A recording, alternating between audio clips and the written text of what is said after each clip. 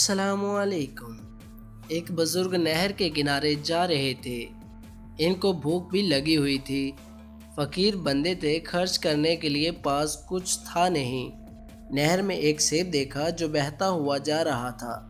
उन्होंने सेब लिया और इसको खा लिया। भूखे बंदे की भूख की वजह से तो समझ भी काम नहीं करती।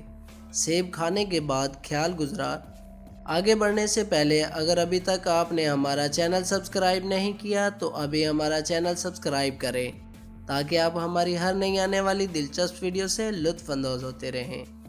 कि ये सेब तो मेरा नहीं था, ये तो किसी और का था। मैंने बगैर इजाज़त खा लिया। मुझे इस बंदे से या तो माफ़ी मांगनी है या कीमत अदा करनी है। चुनाचा जिधर से पानी आ रहा था इधर जाने लगे।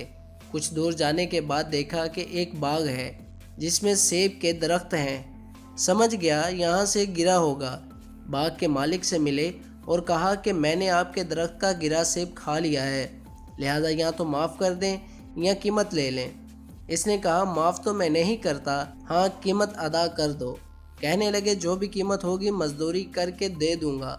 इसने कहा, मेरी एक बेटी है, ज़ुबान से गूंगी है, आँखों से अंधी है, कानों से बहरी है, पाँव से लूली लंगड़ी है, लिहाजा इसके साथ तुम निकाह करो और सारी ज़िंदगी इसकी खिदमत करो, इसको खुश रखो, ये कीमत देनी पड़ेगी। आप फिक्र में पड़ गए, मगर दिल ने कहा कि देखो ये मुआहदा बर्दाश्त करना आसान है, मगर क़यामत के दिन अल्लाह रब्बुल इज़्ज़त के सामने मुल्ज़िम बनकर खड़ा होना ये बड़ा मुश्किल काम है। आखिरकार तैयार हो गए, निकाह हो गया। जब वो अपनी बीवी के पास गए तो हैरान, चांद का टुकड़ा, आंखें खूबसूरत, बोलने वाली, सुनने वाली, समझने वाली, हैरान होकर इससे पूछा कि तुम अपने बाप की एक ही बेटी हो या कोई और भी तुम्हारी बहन है? इसने कहा, मैं एक ही बेटी हूँ। खैर रात गुजर गई। अगले दिन ससुर से मुलाकात हुई। ससुर ने पूछा कि बताओ मेहमान को कैसा पाया? कहा, आपने तो कुछ और ही बताई थी, मगर वो तो ऐसी नहीं, वो बहुत दाना बीना, आपके बतलाए हुए हर ऐब से पाक है।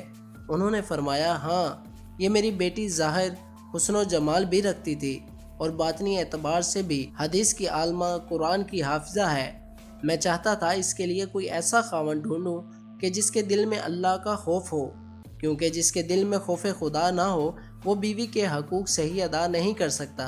तो मैं चाहता था कि कोई ऐसा बंदा मिलता। जब तुमने एक सेब की वजह से माफ़ी मांगी तो मैंने कहा इसके दिल में खौफ खुदा है, इसलिए मैंने अपनी बेटी के लिए तुम्हें खावन के तौर पर तजवीज़ किया। दोनों साथ रहने लगे। अल्लाह रब्बुल इज़्ज़त ने इन्हें बेटा दिया जिसका नाम उन्होंने नुमान रखा। यह नुमान बड़ा होकर इमाम आज़म अबू हनीफ़ा हुए।